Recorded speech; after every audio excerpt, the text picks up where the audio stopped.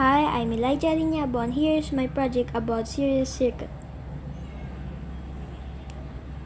And here are the materials. First, cut the copper wires. We need the 4 pieces of copper wires with 6 inches long.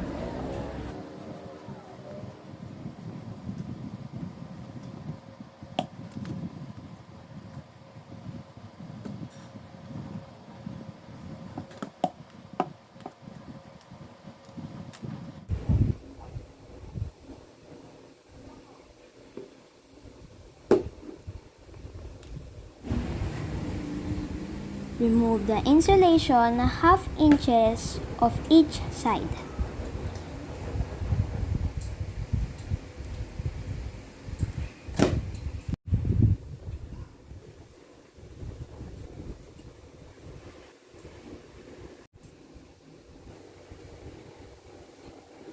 Attach the copper wires on each side of the bulb socket.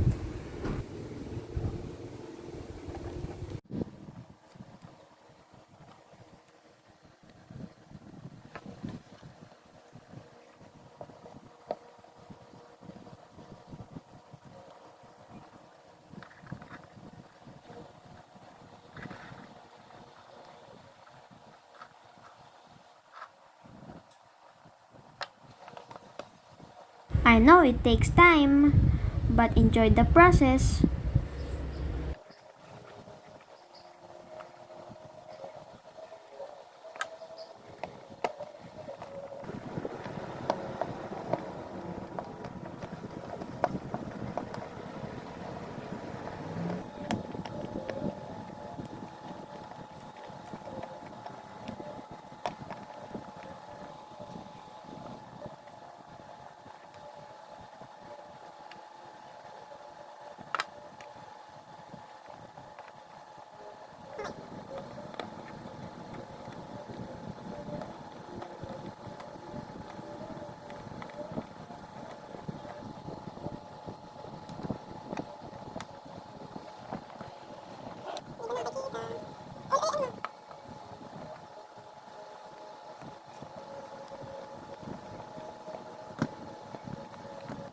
Put all the bulbs.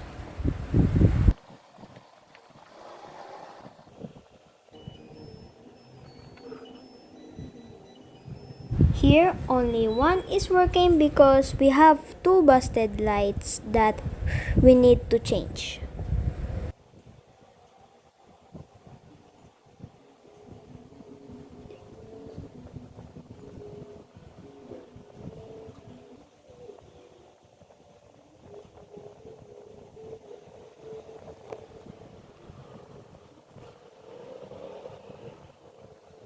We have changed the bulbs. They are all working, but with low battery energy because we are using only one dry cell. Let us try 2 batteries.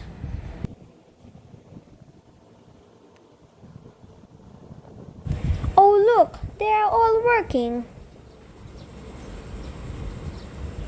It's amazing, isn't it?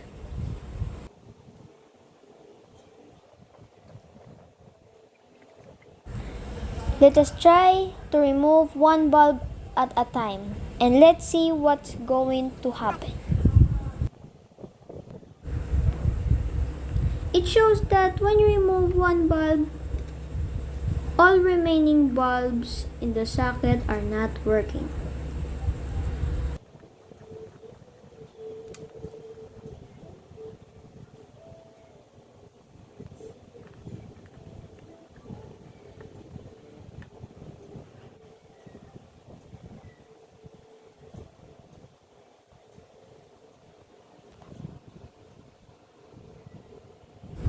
Wow! All the bulbs are working again.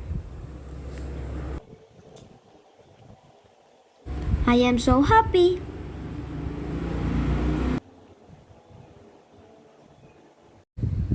Just for fun, I am using 4 batteries. Let's see the result.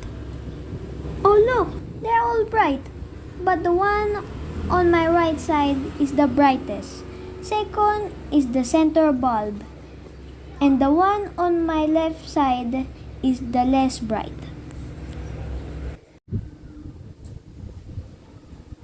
Let there be light.